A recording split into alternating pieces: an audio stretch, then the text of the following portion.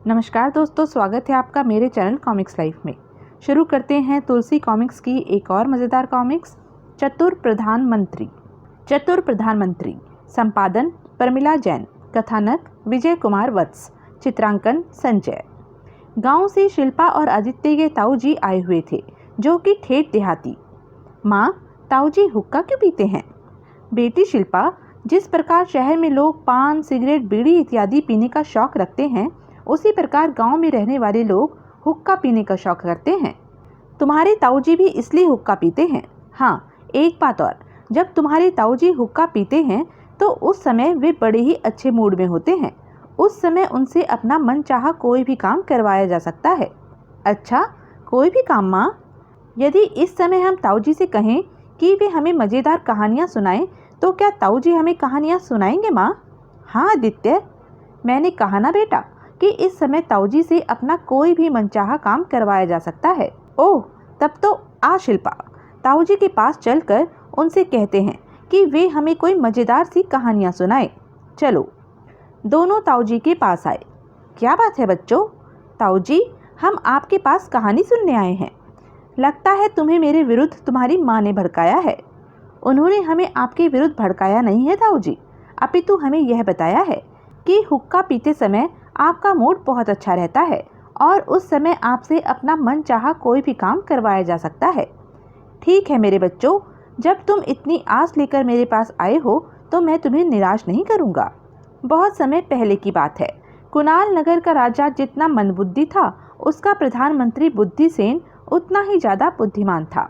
जब भी राजा शुक्रदेव राजकाज में कोई गलती करता, महाराज इस काम को ऐसे नहीं, ऐसे कीजिए जैसे मैं आपको बताने जा रहा हूँ। बुद्धिसेन द्वारा बताए अनुसार जब वह कार्य किया जाता तो वह कार्य सही प्रकार से पूरा हो जाता। यह देख मंदबुद्धि शुक्रदेव बुद्धिसेन की बुद्धिमानी का कायल हो उठता। बुद्धिसेन जी, हमें गर्व है कि आप जैसे बुद्धिमान प्रधानमंत्री हमारे राज्य में हैं। अगर आप न होते तो राजकाज सुचारू रूप में चलाने में हमें बड़ी ही परेशानी का सामना करना पड़ता। राजा शुक्रदेव जिद्दी भी था, सो कभी कभी प्रधानमंत्री बुद्धिसेन की सलाह भी नहीं मानता था। नहीं प्रधानमंत्री जी, इस विषय में हम तुम्हारी सलाह नहीं मानेंगे। इन पर जिद सवार हो गई है, अब इन्हें समझाना बेकार है। एक दिन, ओह, हमारे इतने कीमती वस्त्र चूहे काट रहे हैं। वास्तव में उन दिनों कुणाल नगर में चारों ओर चूहों की भरमार हो गई थी। एक रात जब महाराज और महारानी अपनी कक्ष में सोए हुए थे, तभी चूहे उनके कक्ष में उछल कूद करने लगे। चूहों की उछल कूद से शुक्रदेव की नींद खुल गई। अगले दिन, मंत्रीगण, हमारे राज्य में इन दिनों चूहों का उत्पात चारों ओर फैला हुआ है। कुणाल नगर की प्रजा भी उत्पादी चूहों से परेशान है। लोगों की बहुमूल्य वस्तुएं चूहे पल भर में ही कुतर डालते हैं। महल में भी चूहों ने उत्पात मचाना प्रारंभ कर दिया है। कोई ऐसा उपाय बताइए जिसको करने से हमें चूहों से छुटकारा मिल जाए। महाराज, सुना है फारस देश की बिल्लियां अच्छी नस्ल की होती हैं। वहां से अच्छी किस्म की बिल्लियां मंगाकर उन्हें कुणाल नगर के अच्छे गृहस्थों को सौंपी जाए। इससे नगरवासियों का चूहों से पिंड छूट जाएगा। प्रधानमंत्री, सलाह तो आपने ठीक दी है। हम फारस से 2000 बिल्लियां मंगवाएंगे और उन्हें कुणाल नगर के 2000 अच्छे गृहस्थों को सौंपेंगे। क्योंकि बिल्लियों को पालने के लिए दूध की आवश्यकता पड़ती है, इसलिए हर एक गृहस्थ को एक बढ़िया दुधारू गाय भी दी जाएगी। महाराज, फारस से बिल्ली मंगवाने तक तो ठीक है, पर जहाँ तक प्रत्येक गृहस्थ को एक दुधारू गाय देने का सवाल है, यह ठीक नहीं है। इससे तो राजकोष का काफ़ी धन कम हो जाएगा। महाराज, प्रधानमंत्री जी, माना कि आप अत्यंत बुद्धिमान हैं, हम आपकी बुद्धि का लोहा भी मानते हैं, पर इसका यह मतलब तो नहीं है आपकी सलाह के बिना हम छोटे से छोटे निर्णय भी ना ले सके। हमने निर्णय ले लिया है कि हर हालत में बिल्ली पालने वाले प्रत्येक गृहस्थ को एक दुधारू गाय दी जाएगी। महाराज पर जिद सवार हो गई है, इसलिए अब इन्हें कुछ भी समझाना बेकार है। महाराज को कौन समझाए कि जब बिल्लियां चूहों का शिकार करके अपना पेट भर लिया करेंगी, तब उनके बहाने प्रत्येक बिल्ली पालने वाले गृहस्थ को एक दुधारू गाय देने का क्या औचित्य है। फारस से बिल्लियां लाने के लिए कुणाल नगर से एक जलपोत शीघ्र ही फारस देश के लिए रवाना हो गया। शीघ्र ही वह फारस से 2000 बिल्लियां लेकर कुणाल नगर वापस लौटा। अब कुणाल नगर के प्रतिष्ठित 2000 परिवारों को बिल्ली और एक दुधारू गाय वितरित की जाने लगी। बिल्ली को गाय का दूध पिलाकर खूब हुष्ट पुष्ट रखो ताकि हुष्ट पुष्ट बिल्ली आसानी से चूहों का शिकार कर सके। जी महाराज। बुद्धिसेन के हिस्से में भी एक बिल्ली और एक गाय आई। वह उन्हें घर ले आया। यह आप क्या उठा लाए स्वामी? बिल्ली और गाय? क्या आपके हृदय में अकस्मात पशु प्रेम उमड़ आया है? नहीं वसुंधरा, ऐसा नहीं है। महाराज को एक खुरापात सूझी है, यह उसी का नतीजा है। क्या मतलब स्वामी? मैं कुछ समझी नहीं। अभी बताता हूँ तुम्हें सारी बात। बुद्धिसेन ने गाय को तो महल के उद्यान में बांध दिया और जा बिल्ली, महल के चूहों पर हाथ साफ कर। तत्पश्चात उसने वसुंधरा को सारी बात बताई। तो स्वामी, अब आप राजकाज के कामों को छोड़कर गाय का दूध निकाला करेंगे और उसे बिल्ली को पिलाया करेंगे? नहीं वसुंधरा, ऐसा नहीं है। बस तुम जो हो रहा है उसे चुपचाप देखती जाओ। उस शाम ग्वाले से बुद्धिसेन ने गाय का दूध निकलवाया। तत्पश्चात गाय का दूध खूब उबलवाया। गरम उबलते दूध को कटोरे में रखकर उसने बिल्ली के आगे रख दिया। दूध को देखते ही बिल्ली ने आव देखा ना ताव, झट कटोरे में मुंह डाल दिया। अगले ही पल बन गया काम। गरम दूध से बिल्ली की जीभ जल गई। यह आपने क्या किया स्वामी? गरम दूध देकर बिल्ली की जीभ जला दी? यही तो मैं चाहता था वसुंधरा। अब यह दूध पीने लायक नहीं है, इसलिए आज के बाद से गाय का सारा दूध हम और हमारा परिवार पिया करेगा। और बिल्ली स्वामी? बिल्ली फाके करेगी। जली जीभ से न यह दूध पी पाएगी और न ही चूहे खा पाएगी। बेचारी बिल्ली। उस दिन से बिल्ली दूध देखते ही भाग जाती। दूध ही क्या, मट्ठा भी उसके सामने रखा जाता तो उसे सफ़ेद देख दूध समझती और ना पीती। दूसरी ओर गाय का दूध अब प्रधानमंत्री बुद्धिसेन और उसका परिवार पीता। इधर बिना कुछ खाए पिए बिल्ली दिन प्रतिदिन कमज़ोर होती चली गई। दूसरी ओर नगर के जिन लोगों को शुक्रदेव ने बिल्लियां बांटी थी, उनकी बिल्लियां चूहों का खूब शिकार करती और गाय का दूध पी पी कर खूब तगड़ी हो गई थी। लेकिन बुद्धिसेन की बिल्ली सूख कर कांटा हो गई थी। 2 महीने पश्चात महाराज का आदेश है कि राजा के जिन गृहस्थों को चूहे मारने के लिए बिल्लियां सौंपी गई थी, वे अपनी अपनी बिल्लियां महाराज के पास जांच हेतु लाए। घोषणा होने भर की देर थी।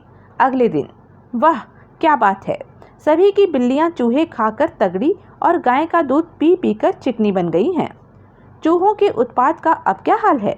महाराज, आपके द्वारा दी इन बिल्लियों ने नगर के सभी उत्पाती चूहों का सफाया कर दिया है, तो हमारी योजना कारगर हुई।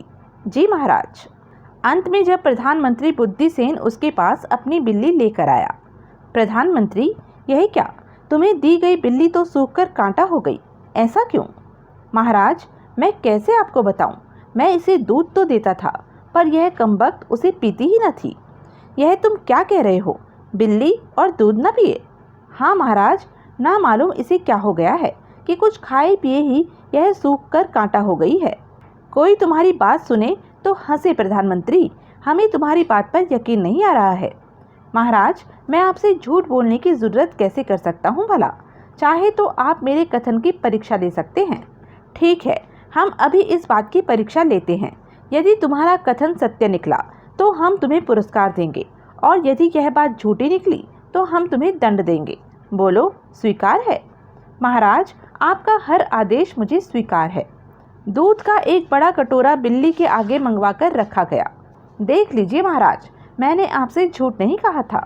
कैसी विचित्र बात है, बिल्ली अपनी मनपसंद चीज को मुंह भी नहीं लगा रही है। महाराज, मैं परीक्षा में उत्तीर्ण हुआ, अब आप मुझे पुरस्कार दे दीजिए। पुरस्कार भी देंगे, लेकिन पहले बिल्ली के दूध ना पीने का कारण बताओ। महाराज, मैं भला इस विषय में क्या कह सकता हूँ? बिल्ली दूध पिए या ना पिए, यह इसकी मर्जी की बात है। नहीं, कुछ बात तो ज़रूर है।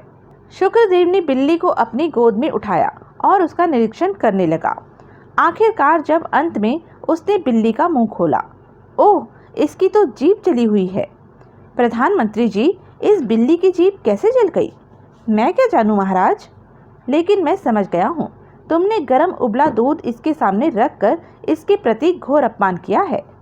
तुम बिल्ली का दूध चुराने वाले इंसान न होकर शैतान हो प्रधानमंत्री जी। जी महाराज, आप ठीक कह रहे हैं। मैंने बेशक बिल्ली का दूध चुराकर उस दूध का स्वयं इस्तेमाल किया है, पर महाराज, बिल्ली की सेहत सुधारने के उद्देश्य से सभी लोगों को एक एक दुधारू गाय देने से पहले आपको अपने राज्य के सभी मानवों को दूध मुहैया करने के विषय में भी तो सोचना चाहिए था। यह क्या बात हुई कि बिल्लियां तो गाय का दूध पिएं और राज्य के मानवों को दूध की एक बूंद तक भी पीने को न मिले। कोई राजा मानवों के हित को भूल यदि जानवरों पर ही अपना सारा ध्यान केंद्रित कर ले तो उस राज्य का तो फिर भगवान ही मालिक है महाराज। प्रधानमंत्री जी, तुम्हारी बातों में इस संकेत को हम समझ गए हैं। निश्चय ही हमसे गलती हुई है, पर हमें इस बात का संतोष भी है कि समय रहते तुमने हमें हमारी गलती को हमें बता दिया है। पर तुम भी आइंदा कभी अब जानवरों को इस प्रकार नहीं सताओगे। जी महाराज, नहीं सताऊंगा। पर महाराज, यह तो बताइए, लोगों को दी गई गायों का क्या होगा? होगा क्या? अब वे सभी गायें उन्हीं के पास रहेंगी जिन्हें हमने दी हैं। वे लोग उन गायों का दूध अब अपने प्रयोग में ले सकते हैं। इस प्रकार मेरे बच्चों, मूर्ख शुक्रदेव को चतुर बुद्धि सेन ने सही राह दिखाई। ताऊ जी, आपने कहानी तो बड़ी अच्छी सुनाई है। अरे यह क्या ताऊ जी, आपका हुक्का तो ठंडा हो गया। हाँ, कहानी सुनाने के चक्कर में यह ठंडा हो गया। ताऊ जी, कहें तो हुक्के को दोबारा भर लाऊं? यानी कि भैया और मैं आपसे अभी एक कहानी और सुनना चाहते हैं ताऊ जी। ओह, तो यह बात है। तब तो आदित्य, तुम हुक्का भर ही लाओ। आदित्य शीघ्र ही हुक्का गर्म कर लाया। कुछ देर बाद, हाँ तो बच्चों, दूसरी कहानी सुनने को तैयार हो जाओ। बहुत समय पहले की बात है। जगमालपुर राज्य पर राजा परिमल का शासन था। सारा राज्य धन धान्य से संपन्न था। जगमालपुर के लोग अत्यंत खुशहाल थे। राजा परिमल प्रतिदिन श्यामा नाई से अपनी हजामत करवाते थे। एक दिन, क्या बात है, आज श्यामा अत्यंत ही प्रसन्न दिखाई दे रहा है। आखिर इसकी वजह क्या है? कहो श्यामा, सब ठीक तो है ना? तुम्हें हमारे राज्य में कोई कमी तो नहीं है? महाराज, आपके राज्य काल में किस बात की कमी? राज्य में चारों ओर सर्वत्र खुशहाली छाई हुई है। जगमालपुर के लोग मजे में हैं महाराज। राज्य भर में कोई ऐसा आदमी नहीं है जिसके पास नींबू के बराबर सोना ना हो। ऐसा? हाँ महाराज, और सबसे बड़ी बात तो यह है कि राज्य में कहीं भी चोर डाकुओं का अता पता नहीं है। यह तो बड़ी ही अच्छी बात है। श्यामा परिमल की हजामत बनाने में जुट गया। तत्पश्चात परिमल ने स्नान किया। जब वह नहा धोकर तैयार हुआ, क्या श्यामा की बात सही है कि हमारे राज्य में ऐसा कोई व्यक्ति नहीं है जिसके पास नींबू के आकार के बराबर सोना नहीं है? तभी परिमल से मिलने महामंत्री देवदत्त आ पहुंचा। महामंत्री देवदत्त असाधारण मेधावी और कुशल राजनीतिज्ञ है। इनसे इस विषय में पूछना चाहिए। यह निर्णय कर। महामंत्री जी, क्या हमारे राज्य में प्रत्येक आदमी के पास नींबू के बराबर सोना है? महाराज, आपसे यह बात किसने कही है? श्यामा नाई ने। महाराज, मैं आपके इस प्रश्न का जवाब कल दूंगा। महामंत्री देवदत्त महल से सीधा राज्य के एक निर्धन के यहाँ गया। क्यों भाई, तुम्हारे घर में नींबू के बराबर सोना है क्या? क्यों मजाक कर रहे हैं महामंत्री जी? निर्धन के घर में नींबू के बराबर तो क्या, चने के बराबर भी सोना नहीं मिलेगा। अब वह दूसरे निर्धन के यहाँ गया। भाई मेरे, क्या तुम्हारे पास नींबू के बराबर सोना है? यदि मेरे पास होता महामंत्री जी, तो उसे बेचकर अपने इस बीमार पुत्र की दवा दारू न करवाता। देवदत्त राज्य के कई निर्धन परिवारों में गया, पर कहीं भी उसे सोना नहीं मिला। अंत में वह श्यामा नाई के यहाँ गया। महामंत्री जी, आप यहाँ? श्यामा, तुम्हें इसी समय हमारे महल जाकर हमारे पुत्र के बाल काटने हैं। और हाँ, अपनी पत्नी को भी साथ लेते आना। वह महल में हमारी पत्नी के सिर में तेल की मालिश कराएगी। जी महामंत्री जी, जो हुक्म। कुछ देर बाद, अब मुझे ताला तोड़कर श्यामा नाई के घर में घुसना चाहिए। ठाक! महामंत्री घर में घुसा। वह धन की तलाशी के कार्य में जुट गया। शीघ्र ही, ओह, इसके यहाँ है नींबू के बराबर सोना। सोने के टुकड़े को जेब में रख महामंत्री वहां से चले आए। जब वे महल में पहुंचे, हो गया तुम लोगों का काम समाप्त? जी महामंत्री जी। जब श्यामा नाई अपने घर पहुंचा, ओह, यह क्या, घर का ताला टूटा हुआ है। हैं? अंदर पहुंचकर, ओह, मैं तो लुट गई। हाय! दूसरे दिन जब श्यामा राजा परिमल की हजामत बनाने महल पहुंचा। क्यों श्यामा, आज तुम उदास क्यों हो? महाराज, क्या बताऊं, हमारे राज्य के लोग कल तक तो सुखी थे, संपन्न थे और चोर डाकुओं के आतंक से मुक्त थे। पर आज यह बात नहीं है। आज राज्य में चारों ओर सभी दुखी, व्याकुल और चोर डाकुओं के आतंक से पूरी तरह त्रस्त है। चारों ओर सर्वत्र मायूसी छाई हुई है और राज्य में ऐसा कोई भी व्यक्ति नहीं है जिसके पास नींबू के बराबर सोना है। ओह!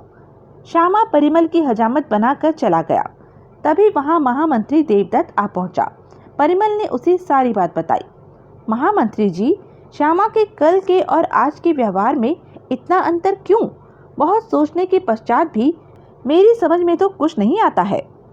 कल तक जो श्यामा खुश था, प्रसन्न था, आज वही श्यामा दुखी है। इसका क्या कारण है?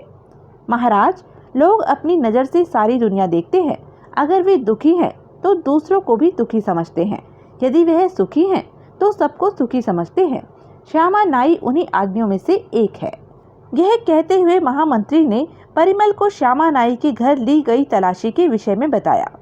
महाराज, चूंकि श्यामा नाई के पास कल तक नींबू के बराबर सोना था, तो वह मानता था कि सभी के पास सोना होगा, जबकि सच्चाई यह नहीं है।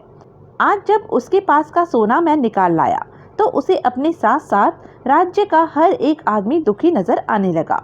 ओह, तो यह बात है। कल आप श्यामा नाई के घर में चोरी करने गए थे? हाँ महाराज, सिर्फ आपके कारण। हा हा हा हा। कहो बच्चों, कहानी कैसी लगी? बहुत अच्छी। ताऊ जी, फिर हुक्का भर लाऊं? शैतान कहीं का, इसके बदले और भी कहानी सुनना चाहोगे? यह सुन दोनों बच्चे हंसते हुए वहां से भाग गए। तो यह थी तुलसी कॉमिक्स की एक मज़ेदार कॉमिक्स। ऐसी ही मज़ेदार कॉमिक्स के लिए बने रहें मेरे साथ। और हाँ, मेरे चैनल को लाइक, शेयर और सब्सक्राइब करना ना भूलें। धन्यवाद।